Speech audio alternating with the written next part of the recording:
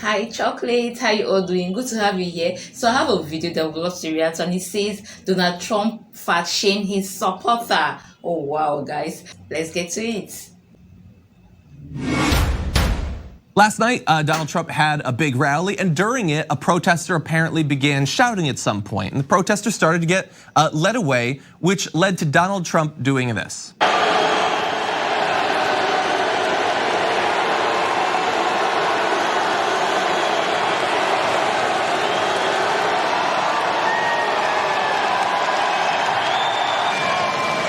That guy's got a serious weight problem. Go home, start exercising.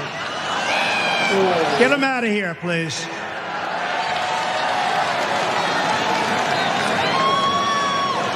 Got a bigger problem than I do. Got a bigger problem than all of us. Now he goes home and his mom says, "What the hell have you just done?" Okay, so yes, a president at a rally mocking the weight of a protester, that would be, I think, a unique thing. I don't think that we've ever seen that before. That would be shocking. But understand it's actually worse than that, because that's not actually what happened. There was a protester and Trump did mock someone, but it turns out that thanks to his horrible vision and the long distance away that the protester was at, he wasn't mocking the protester. He was apparently mocking one of his own fans. According to the AP, as they were let out, a man wearing a Trump 2020 shirt shook his fist in support of the president, but from the stage, Trump mistook the fan as one of the hecklers. So as bad as it would be for the president to mock a protester's weight, he mocked a Trump fan's weight. That's what he did. This guy who just came out to, like support the president that he loves and maybe say that some women of color in the US government should go back to their own country. That's all he wanted, and he ended up getting insulted. And by the way, insulted by, and I'm gonna try to be very careful here, someone who is on shaky ground when it comes to launching attacks against a person's waistline. I'll just say that.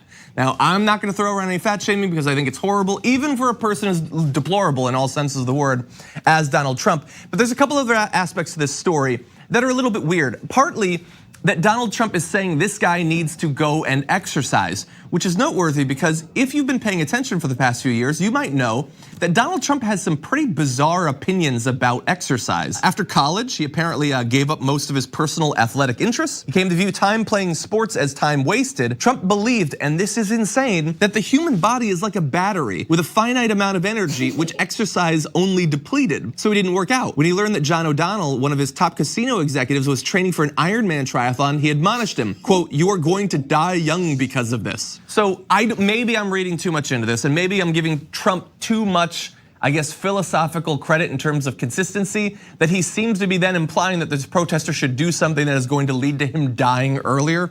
It's more likely that it's just a random insult. But here's the thing, while I am not going to insult Donald Trump's weight, I will leave that to virtually everyone else out in the world. He is opening a door that he might want closed, because at almost the same time, on the same day that he attacked one of his own supporters' weight, and made it so, hey, we do fat shaming in elections, that's what we do. Another presidential candidate decided to get involved in this game, and that is Andrew Yang.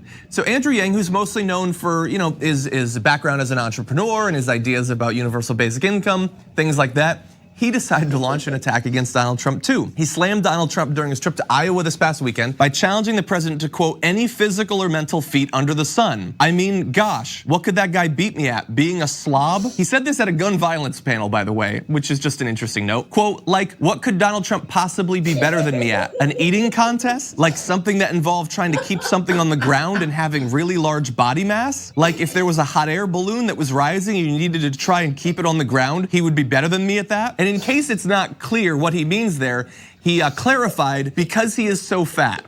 Andrew, we know what you're saying, dude. You don't need to clarify that. He turned it back to a little bit safer ground, saying the president might be able to beat me at golf, though I'm told he cheats a lot, so who knows what his true golf ability is. Now here's the thing.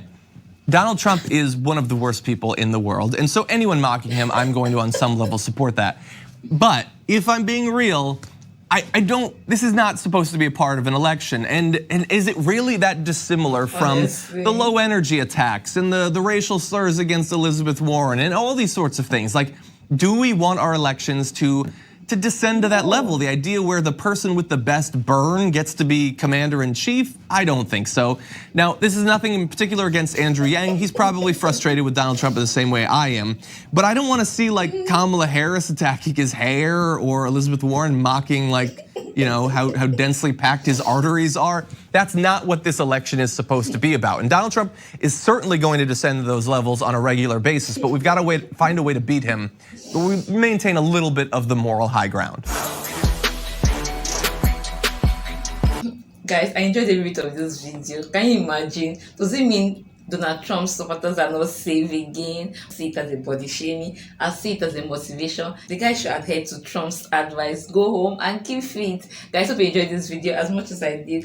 Guys, what do you think about Donald Trump fat shaming his own supporter? Let me have your opinion in the comment section. See you on the next one. Watch, like, and subscribe. Be at peace with yourself. Bye-bye.